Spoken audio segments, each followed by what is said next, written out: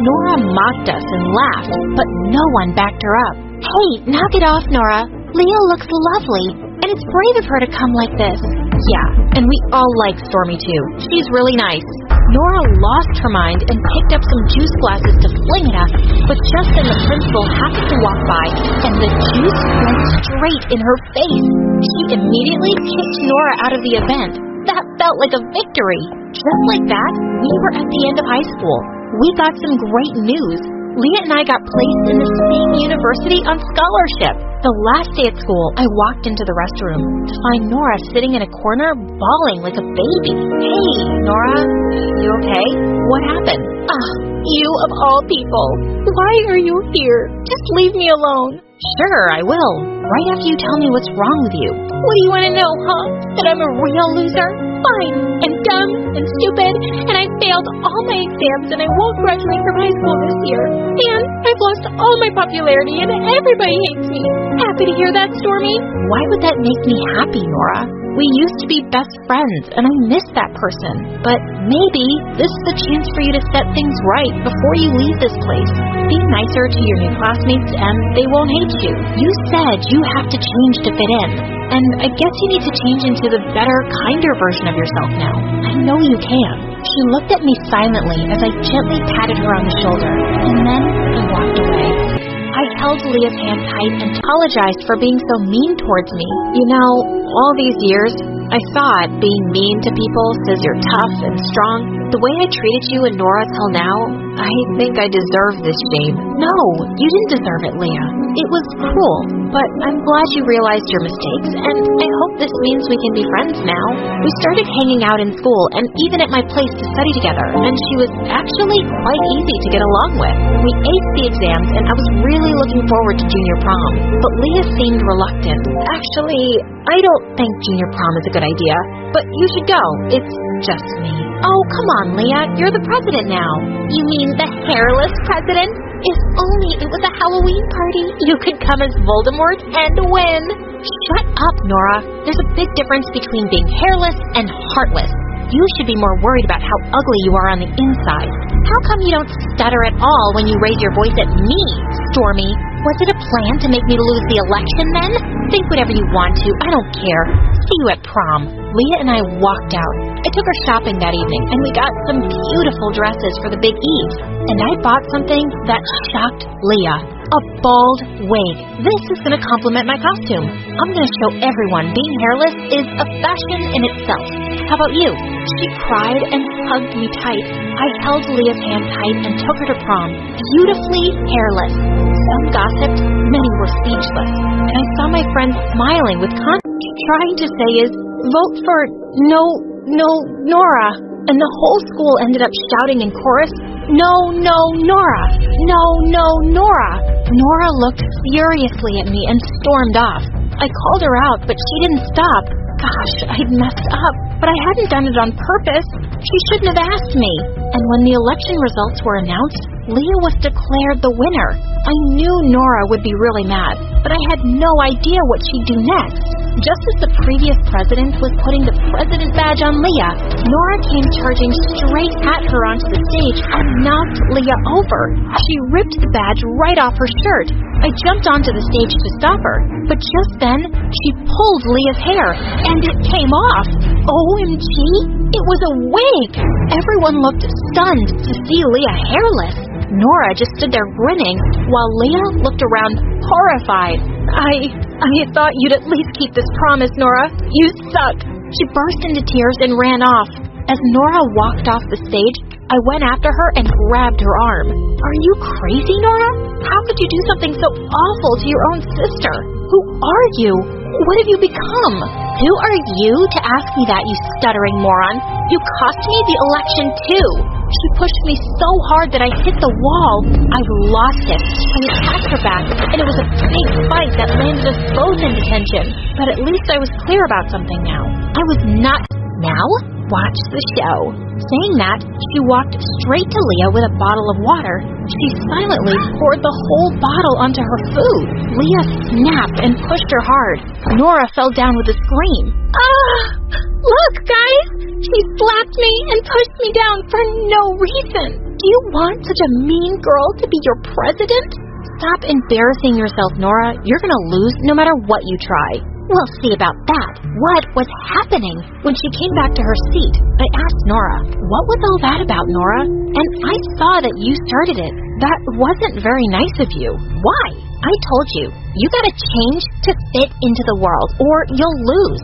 Well, here I mean the school president election. I'm running and so is Leah, and I have to beat her butt. I wasn't liking her cheap winning tactics, but she was my friend, and when she asked me to help prepare posters for her campaign, I did. A day before the election, the candidates had to give their final speech in front of all the students, and the second student had to speak in favor of each candidate too. I was praying Nora wouldn't look up to me, but she did, and I really had to step up. I started off confidently, but suddenly I realized how many pairs of eyes were on me, and I lost my nerve. So, what I'm trying to say is, vote for no... Me? Yeah, come on up. Here's a seat. That was so sweet. I walked near her, but then I noticed from her smile, she's someone I knew. OMG, Nora? Is that you? You look amazing, and you got contacts? I know, gotta make some changes. And you're beautiful as ever, too. We shouted in excitement while the whole class stared at us like crazy. Nora took me out on a tour around the school, and we bumped into Leah. Oh, God, you again? How many more losers can a class of grade 9 hold? And she had a set of minions here, too, around her. It seemed like she hadn't changed one bit. Well, maybe you can leave and never come back, so the class will be one loser less.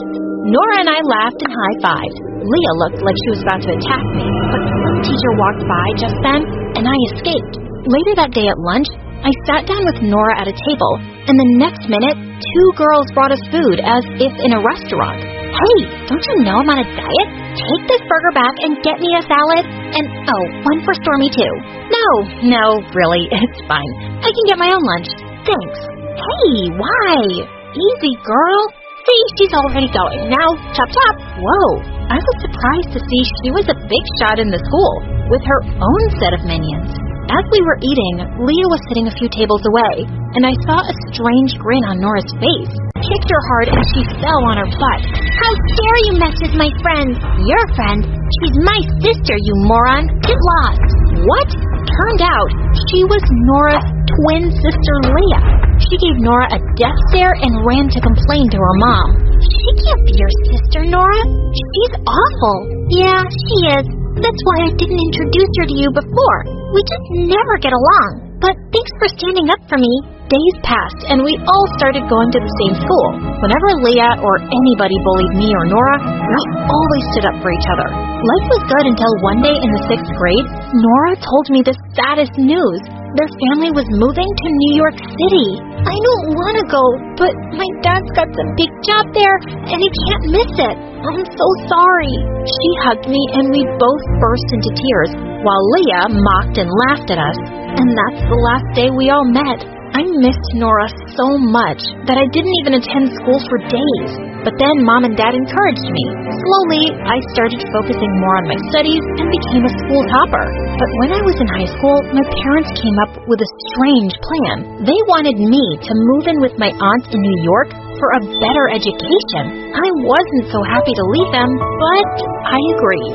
When I reached New York, Aunt was so pleased to have me. She took me shopping around the city and got me all ready for my new school. Stepping into the big school, I felt like I was in a movie. I walked straight up to my class in the 9th grade, but almost all the seats were taken. I was gazing around when suddenly a girl waved at me. It was the closest I ever came to giving up on life. I'd lost the only person who truly cared about me. And then Vanessa decided to move back in with us because she had nowhere else to stay. But when I asked her to look after Freddie, she refused.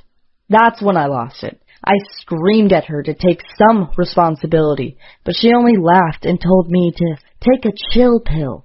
The next morning, Vanessa was gone again, and so was all of my mom's jewelry. Mom didn't have much, but that jewelry was important to her, and she wanted me to have it. It was worth only $2,000, but I would never have sold it. It was all I had left of my mom. That's when I had enough. I decided to move out and find my own place. My stepdad still hadn't found another job, so he could take care of his grandson. I felt bad for abandoning Freddie.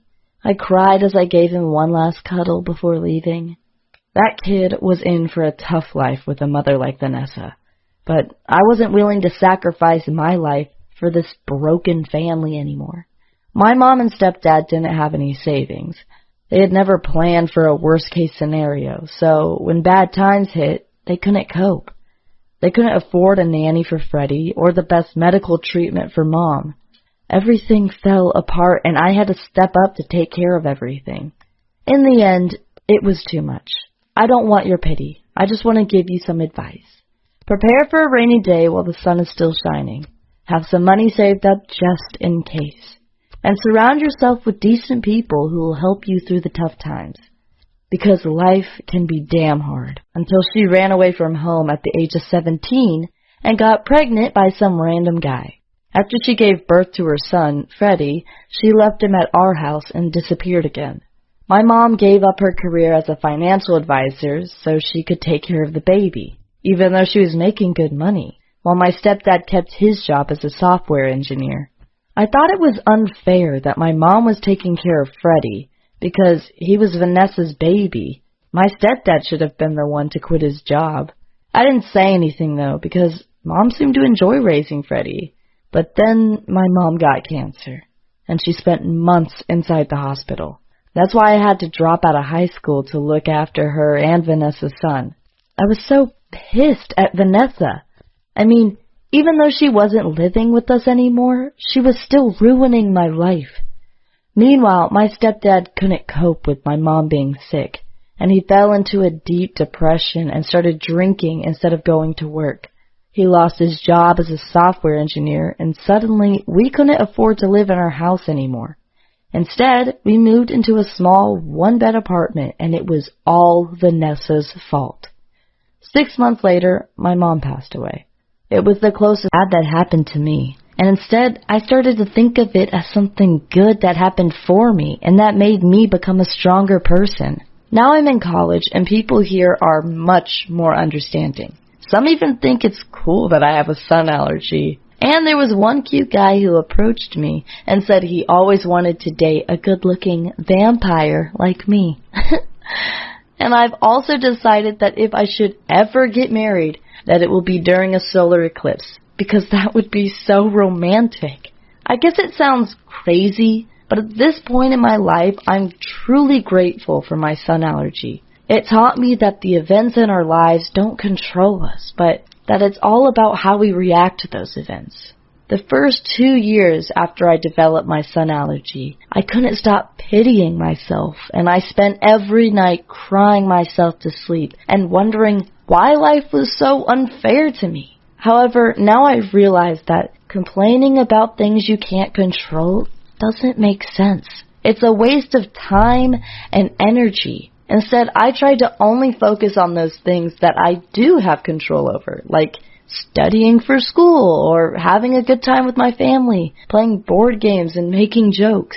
I just want to thank you for listening to my story. I hope you learned something. To spend a lot of time with my evil brother. We hated each other, and he always told me that my sun allergy was ruining our family because we couldn't go camping or go to the beach anymore. I also had nightmares where I tried to run away from the sun, but it would follow me into our basement. Once the sun rays hit me, rashes would form on my arms, with blue slime coming out of them, and then I would slowly melt like a snowman on a beach. But most of the time I spent laying in bed crying and wondering if any guy would ever be willing to date a misfit like me. I was about to give up on life, but then my brother had his 13th birthday. My parents asked him if he had any wishes, and he said his only wish was to go back to the beach. My parents got mad at him and told him to be considerate of my sun allergy and to stop talking about the beach. But he started crying, pointed at me, and said I was an evil vampire that was scared of the sun and tried to suck the blood out of our family. I remember feeling so terrible afterwards that I went to my mom and asked if she could bring me to a foster home because I didn't want to be a burden to our family anymore. Luckily, I have the greatest mom in the world, and she said that she would never, ever leave me because she just loves me too much. I guess that's exactly what I needed to hear. Because the next day, I decided once and for all to stop being a victim of my sun allergy and to finally take control of my life again. I joined an indoor hockey team to make new friends. I bought a telescope and took my family out to the beach and watched the stars at night. And I stopped thinking of my sun allergy as something bad that happened to me. I'm Sophia, and when I was a kid, me and my family always took trips to the beach. I can still remember how much I loved building sand castles and playing with those cute little crabs. However, one day, I suddenly felt dizzy and noticed that I was completely covered in rashes and hives. I got scared and ran to my mom to tell her that something was wrong. However, my throat was so swollen that I couldn't even speak. My parents saw that I was suffocating and rushed me to the hospital. Luckily, the doctors were able to save my life. But a few hours later, I got diagnosed with solar urticaria, or sun allergy. It means that whenever UV light rays hit my skin, I get rashes that burn like fire. To make things worse, my sun allergy is so extreme that I can't leave the house unless it's nighttime, or unless I'm wearing a big sweatshirt that covers all of my skin. You can imagine how my whole life changed in an instant. The worst thing was going to school, because all my classmates could play on the schoolyard while I had to stay inside my classroom with the curtains closed. I felt so lonely, and I couldn't even go to the cafeteria to eat with my classmates because it had such big windows and no curtains. Suddenly, I was a complete loner without friends. I guess that's why I hated school, but life at home wasn't perfect either. I had to spend a lot of time with my evil brother. We hated each